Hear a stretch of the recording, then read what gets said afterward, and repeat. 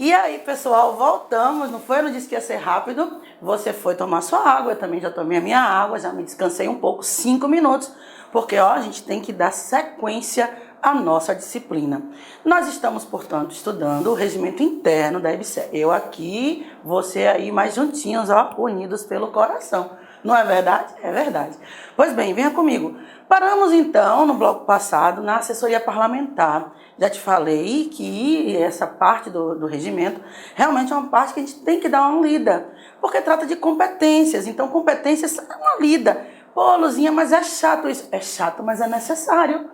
É chato, mas é necessário. E só é uma vez só, porque você vai passar, não é isso? Nosso objetivo não é passar? Nosso objetivo não é ser aprovado? Então pronto, realmente tem uma lida. Não tem sentido a gente ficar aqui lendo todas as competências de cada um dos órgãos, porque você tem seu material e realmente competência é competência. Cabe à diretoria, cabe ao conselho executivo, cabe, enfim, né, à diretoria executiva, ao conselho de administração. É dar uma lida. A gente aqui vai trazer algumas, não é? Nesse último bloco dessa nossa aula, trazer algumas outras competências de outros órgãos. E nós vamos começar agora, né, já que paramos na assessoria parlamentar, na coordenadoria de formação profissional. Ora, para que serve? Qual é a competência?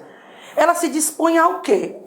Obviamente, estabelecer, primeiro, diretrizes, coordenar, planejar a área de formação de profissional da EBSER, de forma coerente, né, com as políticas e diretrizes gerais da nossa empresa. Afinal de contas, uma das finalidades é prestar também o apoio, né, ao serviço de quê? Ao apoio ao ensino, pesquisa, extensão, formação profissional na área da saúde pública. Então, para isso é que a gente tem essa coordenadoria. A coordenadoria também tem competência para elaborar normas que orientem os hospitais na estruturação, organização, gestão das atividades da formação de quê? De formação profissional do pessoal da EBSER. Tranquilos até aqui? Podemos citar também como competência dessa coordenadoria, apoiar as gerências de ensino, as gerências de pesquisa para o desenvolvimento das condições técnicas necessárias para a formação profissional na rede EBSER, na rede da nossa empresa.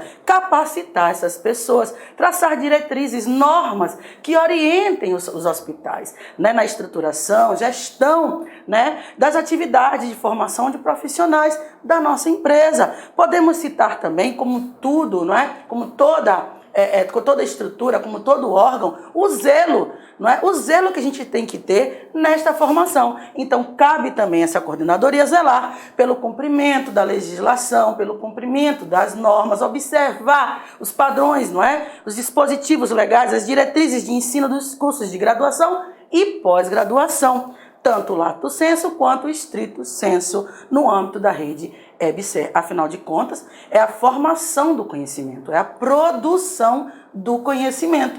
Não é assim? Podemos também citar como competência dessa nossa coordenadoria o quê? Monitorar, avaliar as atividades desenvolvidas pelas gerências de ensino e pesquisa da rede EBSER no âmbito de formação profissional. Então, coordenar, monitorar, fiscalizar, zelar pelo bom cumprimento, tudo isso é, sim, atribuição, competência desse órgão. Como também apoiar o processo de articulação dos hospitais da rede EBSER junto às instâncias acadêmicas das nossas universidades. Então, apoiar essa articulação, essa conversação, né, articulando a EBSER junto com a instituição, a fim de que esse profissional, essa formação profissional, seja aí feita da forma mais eficiente possível para a prestação de serviços públicos, conforme nós já estudamos, conforme nós já vimos. Podemos falar também que ela tem como competência articular, falamos aqui da articulação, junto às instâncias de gestão, de administração do Sistema Único de Saúde e da educação estratégicas, de apoio e incentivo à adoção de metodologias pedagógicas inovadoras que integrem, né, a atenção à saúde, ensino, pesquisa e extensão na rede EBSER. Então, articular também, junto às instâncias de gestão do Sistema Único de Saúde. Nós vamos estudar nas próximas aulas, não é? A legislação aplicada, né, ao SUS, a Lei 8080, a Constituição Federal no que tange a parte da Seguridade Social, em especial a saúde pública, enfim. Então, articular essa conversa, alinhar, né, com esses órgãos aqui que gerenciam, que estão aqui gerenciando o nosso Sistema Único de Saúde, com a própria EBSER, a fim de que nós tenhamos aí o incentivo à adoção de metodologias pedagógicas, né, para a formação inovadoras, para a formação de quê? Formação de pessoal, em especial, né, ações que integrem atenção, saúde, ensino, pesquisa e extensão na rede da empresa brasileira de serviços hospitalares. E a gente também não poderia deixar de falar de quê? De uma outra coordenadoria. Uma coordenadoria que agora virou, não é, febre mesmo, uma área que não tem como a gente mais fugir, que é simplesmente a área, né, de tecnologia, né, inovação, pesquisa, inovação tecnológica. Então, nós temos também uma coordenadoria de pesquisa e inovação tecnológica. Afinal de contas, não é? A ciência está tão avançada, as coisas avançam tanto diariamente que a gente tem que estar sempre plugado. É por isso que eu estou aqui, mas eu estou aí, ó, juntinho, eu e você, tá certo? Ok? Se não, já pensou, não fosse tecnologia, a gente não estava aqui, ó, um estudando com o outro, não é? E de olho sempre no quê? Na aprovação. Portanto, a Coordenadoria de Pesquisa e Inovação Tecnológica, nos moldes do artigo 41, tem como competência, entre outras, aqui não estão todas, porque a gente não vai aqui furtar seu tempo falando de todas as competências, tá certo? Você tem que dar uma lida, porque é só ler mesmo, não tem para onde correr. Coordenar o planejamento da área de pesquisa e inovação tecnológica da rede EBSER seria uma das competências. É plausível, é razoável. Nós estamos diante de uma coordenadoria, planejamento e inovação tecnológica, tá certo? Da rede EBSER, coerente com as políticas e diretrizes da nossa empresa. Então, formular um planejamento que seja coerente com as nossas diretrizes, com as diretrizes implantadas pela EBSER, tá certo? Além disso, temos também como competência elaborar normas que orientem os hospitais, né, na estruturação, na organização, na gestão, né, de atividades relacionadas com o quê? Com a pesquisa e a inovação, o quê, Luzinha? Tecnológica. Né? Não, isso não seria competência da consultoria jurídica, só poderia ser competência dessa coordenadoria. Outra competência, não é? Apoiar as gerências de ensino e pesquisa para o desenvolvimento das condições técnicas necessárias para o desenvolvimento de pesquisa e inovação na rede EBSER. Ok, pessoal? Tranquilos até aqui? Tranquilos? Muito bem. Aqui estão algumas das nossas competências. E o próximo órgão que nós vamos estudar é um órgão também muito importante em qualquer estrutura. Eu não sei se você é usuário deste órgão, se você já precisou, mas se você precisar, entre em contato, que é um órgão muito importante chamado ouvidoria, a nossa ouvidoria geral, cujas competências estão previstas no artigo 42 do nosso regimento interno, ok? E o que compete? Ao que compete uma ouvidoria? Qual é a competência de uma ouvidoria? Não é possível que você que está aí do outro lado da tela, e eu acredito nisso piamente, que você não tenha ideia, né? Não faça, digamos assim, um juízo sobre o que faz uma ouvidoria. Ela ouve, tá? Tudo bem, ela ouve. Mas ela ouve o quê? As manifestações. Ela registra as manifestações recebidas da sociedade.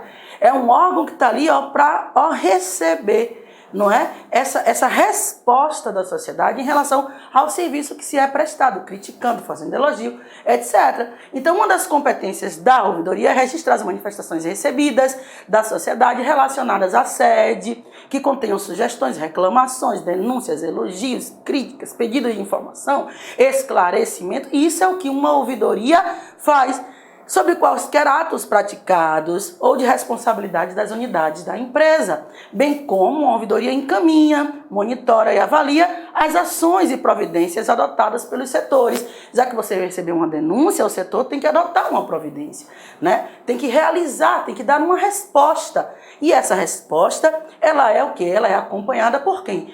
Pela ouvidoria. É a ouvidoria quem vai, né, estar ali fiscalizando, afinal de contas foi ela quem ouviu, Foi ela quem foi demandada, foi a ela que foi demandada essa sugestão, essa crítica, não é? Essa denúncia, e é ela também que vai fiscalizar as medidas que foram adotadas. Encaminhar também ao presidente, né? Ou disponibilizar a ele por meio eletrônico as demandas que não forem resolvidas, não é? Pelo setor responsável após o vencimento de prazo da resposta. Claro, o presidente, já que houve uma denúncia, nada foi feito, ninguém tomou nenhuma providência, então o presidente da empresa tem que se pronunciar a respeito disso.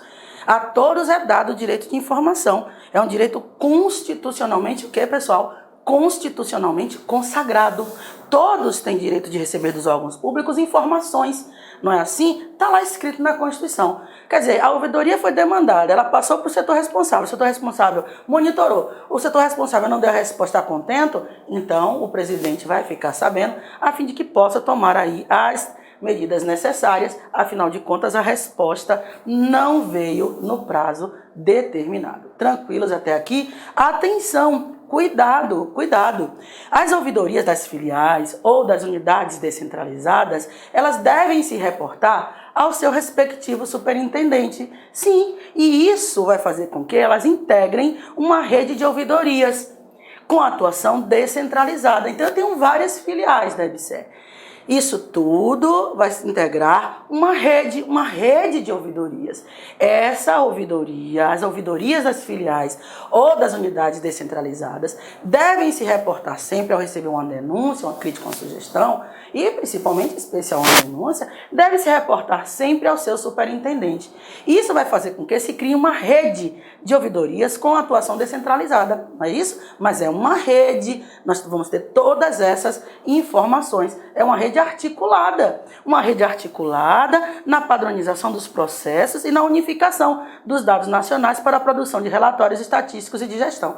Então, é uma estrutura descentralizada, com atuação descentralizada, mas articulada, que ao final vai reunir tudo isso, né, vai padronizar esses processos, vai unificar os dados e prestá-los a quem de direito. Isso vai servir para produção de relatórios estatísticos, ver como é que a gente está aí andando, realizando nossos serviços, prestando nossos serviços. E aí, essas ouvidorias, junto com o seu superintendente, criando essa rede aqui descentralizada, poderá servir, sim, dar apoio ao conselho de administração, à diretoria executiva, em relação aos dados estatísticos, a fim de que se faça aí relatórios. Muito bem. Outro órgão que nós vamos estudar e que é muito importante é a questão da corregedoria, não é? A corregedoria. Quem nunca ouviu falar no órgão de corregedoria, hein? Vamos dizer que você nunca ouviu falar. É mole? Duvido. É o quê? Ah, sim.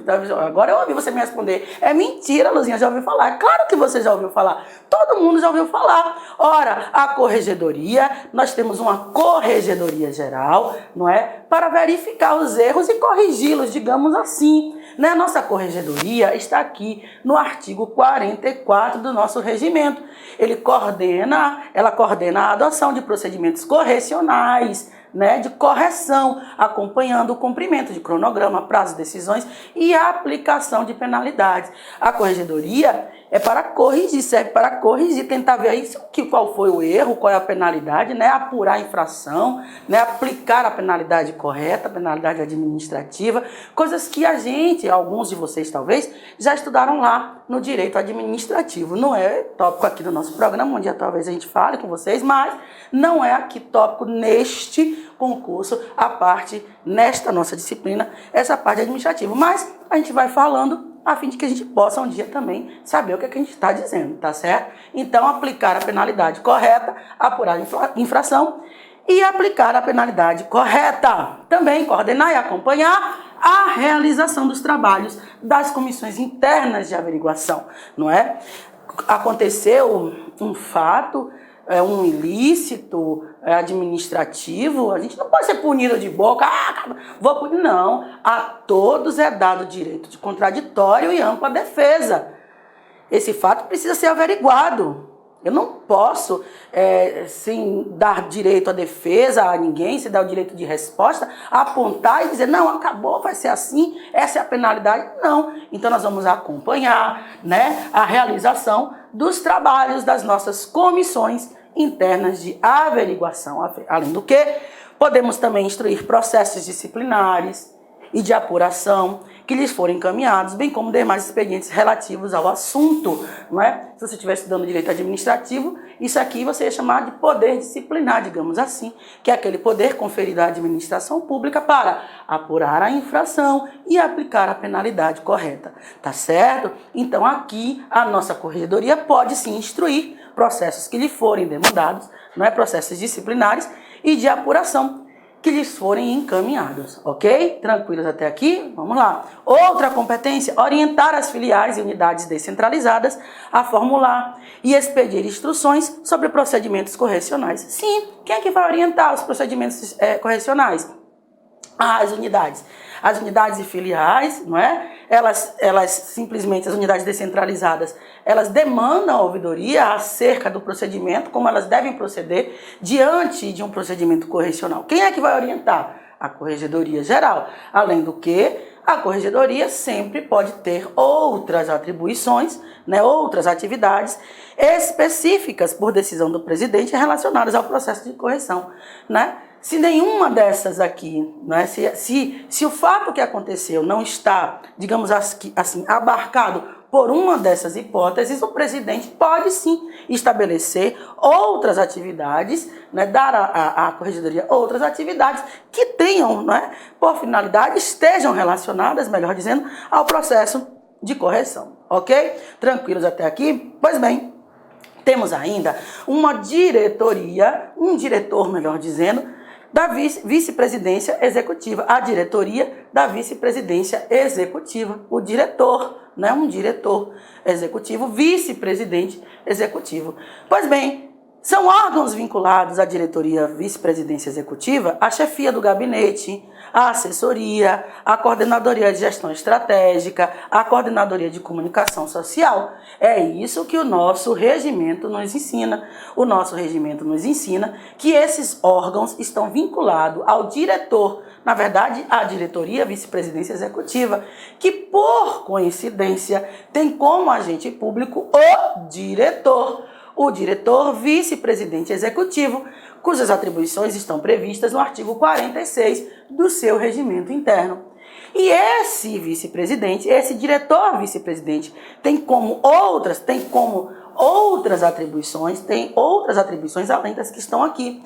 Nós citamos algumas aqui e nós vamos ver uma das mais importantes: assistir o presidente na supervisão, coordenação, monitoramento e avaliação das ações desenvolvidas pelas diretorias, planejar, coordenar ações integradas, não é, de gestão e desenvolvimento institucional e substituir o presidente em suas ausências e impedimentos, tá certo? Então, lá no artigo 46, você encontra outras atribuições dadas pelo regimento ao nosso diretor vice-presidente. Aqui, para não furtar seu tempo, eu trouxe algumas, né, competências, as mais importantes, e outras também que você pode dar uma olhada, pode dar uma lida no seu regimento. Não vou ficar aqui lendo todas as atribuições, explicando todas as atribuições, porque essa não é a tônica, esse não é o tom do nosso curso. Aqui é ir direto ao ponto, não é? A fim de que você possa gabaritar, sem deixar de lado outras tantas coisas que a gente realmente também precisa falar. Ok? Qualquer dúvida,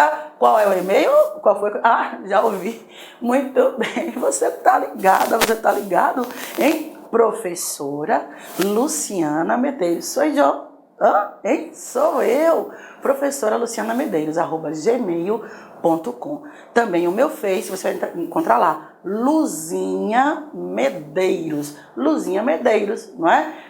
Os alunos presenciais me chamam de Luzinha. Oh, minha Luzinha, digo, é mole, rapaz, é mole. Um dia a gente se encontra, você vai fazer, minha Luzinha, meu amor. Vem aqui comigo. Muito bem.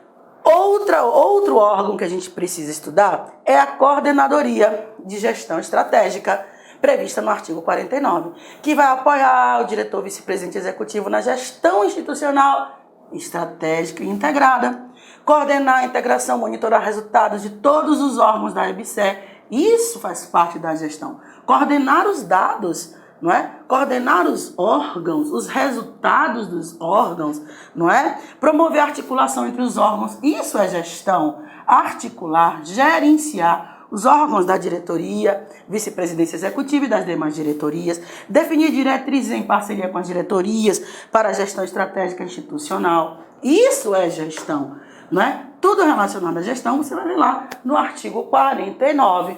Temos também uma coordenadoria de comunicação social, prevista lá no artigo 50. Ora, no artigo 50, comunicação social é para comunicar, planejar, orientar, coordenar, supervisionar atividades de comunicação da EBSE, não é? Publicidade, jornalismo, relações públicas, cerimonial, não é? Elaborar, supervisionar, avaliar a execução do plano de comunicação, difundir objetivos, ações, imagens da nossa empresa, tudo isso, pessoal lá da comunicação, orientar as unidades de comunicação social das filiais da EBSE.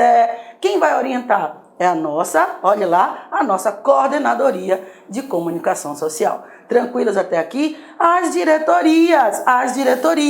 Já falamos das diretorias nas aulas passadas, nos blocos passados, mas aqui nós temos algumas disposições finais. Cada diretoria é quem elabora seu próprio regimento, seu próprio regulamento. Não é? Esse regulamento, obviamente, deve ser submetido à presidência da nossa empresa, né, para aprovação pela diretoria executiva. Ok? Cada diretoria também implementará a política organizacional, que será definida pelas múltiplas instâncias de competência da nossa empresa, né? Gestão de saúde, contratos, etc. Tá certo? Então, cada diretoria implementa a sua política organizacional. Tranquilos?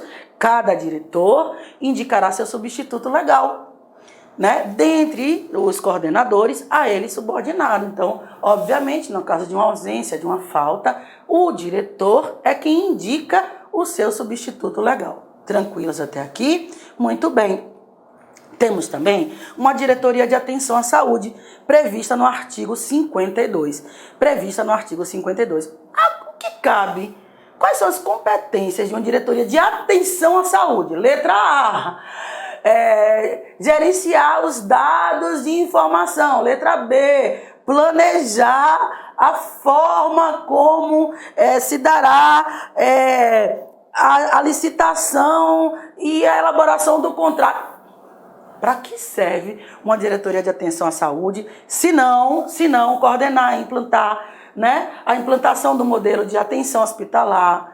Isso tendo sempre em vista e base maior, né, o usuário, centrado no usuário, considerando as necessidades da saúde, da população, da nossa população, não é? A formação profissional em consonância com as políticas nacionais, né? As políticas nacionais de educação e saúde. Além do que, promover a integração das ações assistenciais, né? Das ações, não é?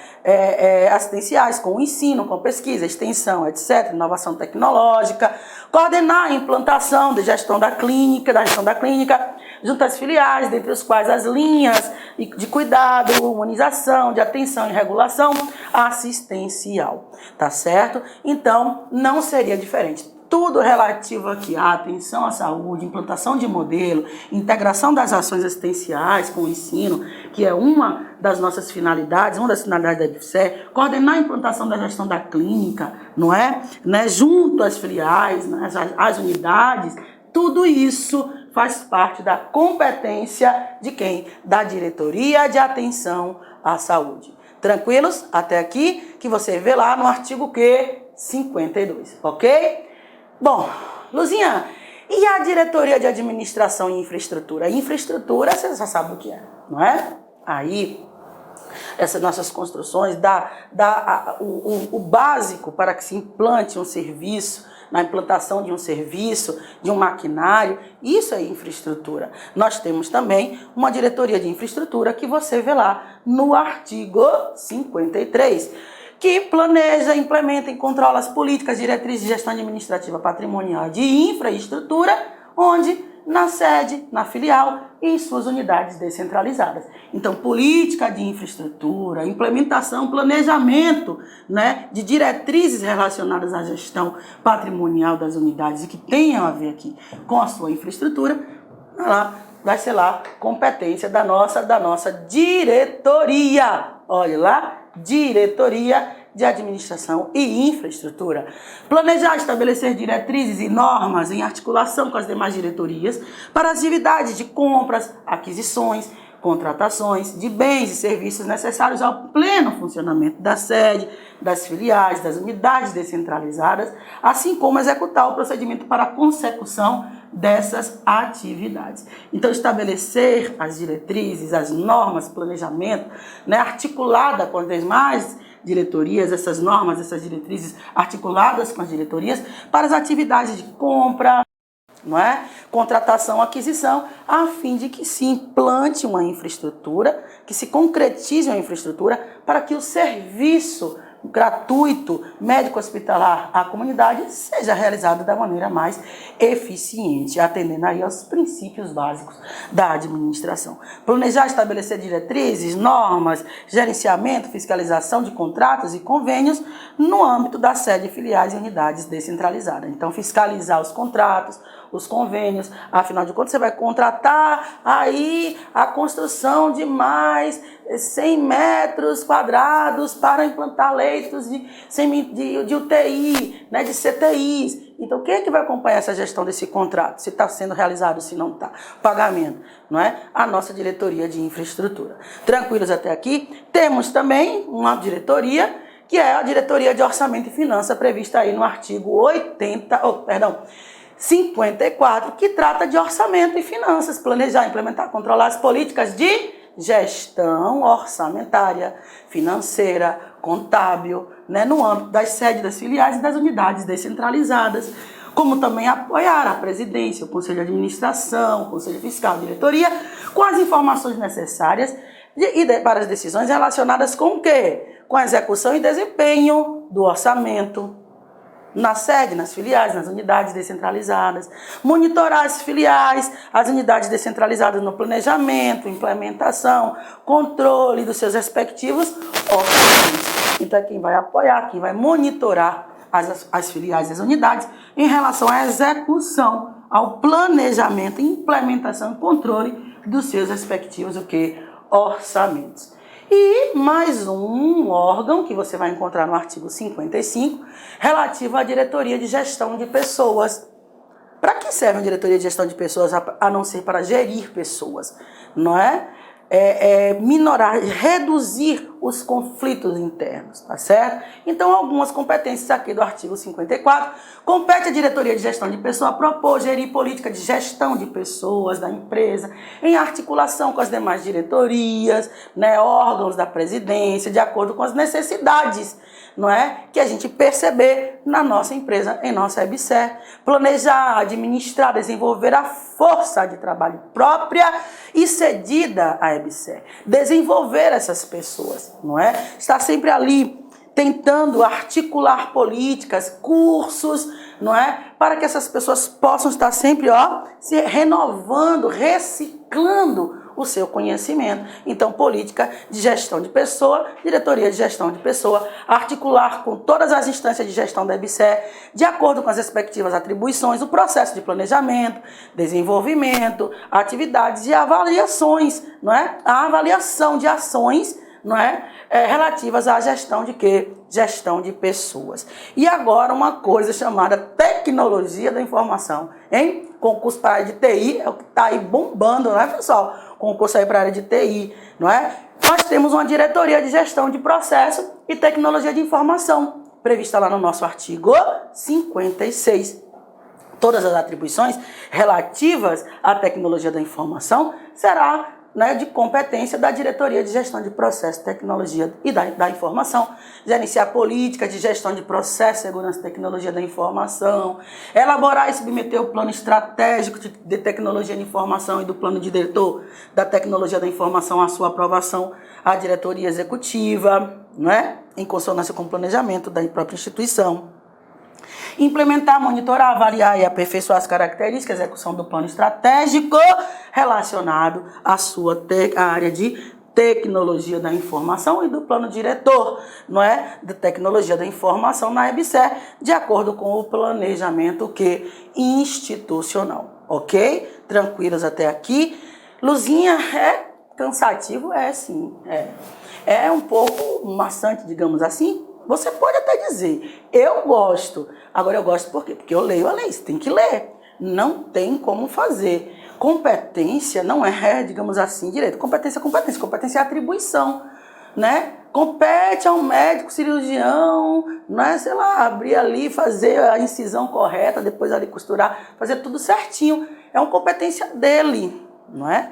Aqui são as competências que nós temos também previstas no regimento interno, que é preciso, sim, dar uma lida. Quantas vezes, Luzinha? Quantas eu não ouvi? Quantas vezes? 15 vezes, todo dia, até o dia da prova. É fato também, eu vou também tranquilizar um pouco você, porque aqui eu quero que você vá direto ao ponto, eu preciso que você gabarite a questão, que é o seguinte, é certo também que essas competências, não é, são muitas, são várias. É preciso que você também me ajude, nos ajude, ajude a mim e a você principalmente, não é? Mas que a incidência dela na prova, não é, digamos assim, ela cai. Mas tem outras questões que têm uma incidência muito mais frequente nas provas da OCP, tá certo? A OCP, ok? Tranquilos até aqui? Muito bem, vamos começar aqui, eu finalizar este bloco. As reuniões do conselho, você sabe que a gente já estudou várias reuniões, não foi? As reuniões você vai ver aí no artigo 57. As pautas das reuniões serão disponibilizadas aos diretores e membros dos conselhos, não é? Em até 5 dias úteis antes do dia da realização das respectivas reuniões. Então, é uma pauta, haverá uma reunião, essa pauta tem que ser disponibilizada, não é, aos diretores, aos membros, não é, em até 5 dias úteis antes do dia da realização das respectivas reuniões. Luciana, mas vem aqui, e se acontecer uma alea? O que é uma alea? Uma coisa aleatória. Não deu tempo, uma pauta extraordinária aconteceu durante, né, esse prazo aqui, né, no interstício desse prazo, interstício temporal aqui. Como é que eu faço para incluir uma pauta extraordinária? Bom, se você tem uma pauta extraordinária, veja bem, essa inclusão de matéria na pauta das reuniões extraordinárias dos conselhos de administração, do Conselho Fiscal e do Conselho Consultivo, esta inclusão será solicitada à Secretaria-Geral. Eu tenho esse prazo de 5 dias para cumprir. Mas aconteceu algo de extraordinário. Então, eu preciso incluir matéria na pauta de reunião ordinária. Da pauta da reunião ordinária. Então, eu tenho até, olha aqui, eu preciso solicitar isso à Secretaria-Geral, não é? E essa inclusão, olha só, ela pode ser feita até 6 dias úteis antes da data da realização da reunião. Tá certo? Tranquilos até aqui? Tranquilos? Bom, em sendo encaminhada a matéria fora do prazo, ou seja, dos 6 dias úteis, não é? Caberá ao respectivo conselho decidir pela inclusão extra-pauta, tá certo? Entendemos aqui? Então, nós temos aqui as pautas que são disponibilizadas 5 dias antes, mas temos a questão da extra-pauta, matérias extraordinárias aconteceram, a gente precisa incluir, não é? Isso vai ser solicitado à Secretaria-Geral em até 6 dias úteis antes da nossa reunião, né? E em sendo encaminhada essa matéria fora do prazo, é o respectivo conselho quem vai decidir se inclui ou não esta pauta nesta reunião que já foi marcada. Luciana, essas reuniões têm já uma pré-determinação? Já são pré-determinadas? Sim. Sim, nós temos um calendário de reuniões para o ano subsequente, não é? Nós temos um calendário, esse calendário é realizado, não é? Para o ano subsequente, ele tem que ser aprovado, não é? Na última reunião do ano. Olha aqui, o calendário de reuniões para o ano subsequente será aprovado na última reunião do ano, pelos conselhos sempre de administração, órgãos superior de deliberação e pelo Conselho Fiscal. Beleza? Tranquilos?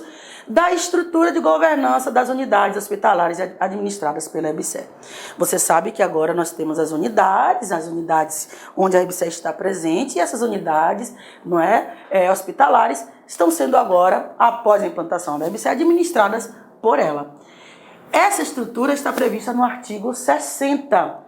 As filiais serão administradas por um colegiado executivo, composto, colegiado, né? Mais de uma pessoa. O superintendente do hospital universitário, o gerente de atenção à saúde, um gerente administrativo e um gerente de ensino e pesquisa, quando se tratar de hospitais universitários ou de ensino, tá certo? Tranquilos? Então, essa aqui é a estrutura, olha só, essa é a estrutura de governança das unidades administradas pela EBSER.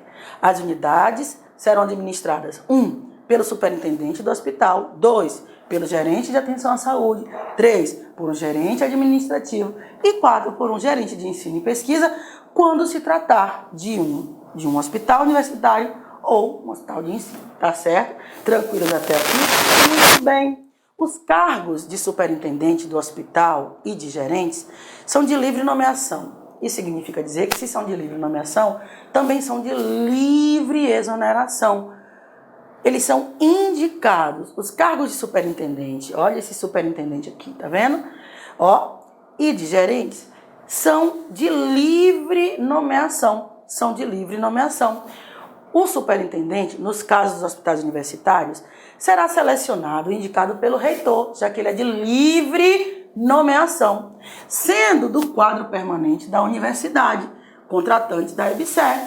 Então, o superintendente é selecionado e indicado pelo reitor dentro do quadro permanente, né, de pessoal permanente da universidade, que está contratando com a EBSER, obedecendo critérios estabelecidos de titulação acadêmica, experiência, né, comprovada em gestão pública, gestão no campo público na área de saúde, conforme nós já vimos, não é? Estabelecidos obedecendo a critérios estabelecidos de titulação acadêmica e comprovada experiência em gestão pública no campo de saúde, definidos conjuntamente entre a reitoria e a empresa. Então, voltando, os cargos de superintendente do hospital são de livre nomeação, portanto, são também de livre exoneração, são escolhidos pelo reitor, indicados pelo reitor, né, dentro das pessoas que fazem parte do quadro permanente da universidade.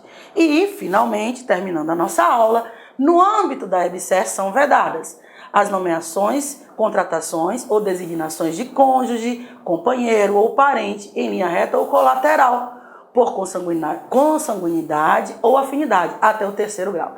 Isso aqui para evitar o nepotismo, né, pessoal? É o nepotismo. Você não pode, né, no âmbito da EBSER, não é, contratar, nomear, designar seu companheiro, sua companheira, seu esposo, sua esposa, seu cônjuge, seu esposo, sua esposa, seu parente, em linha reta ou colateral, primos, tios, não é? Linha reta, pai, mãe, irmão, avô, etc.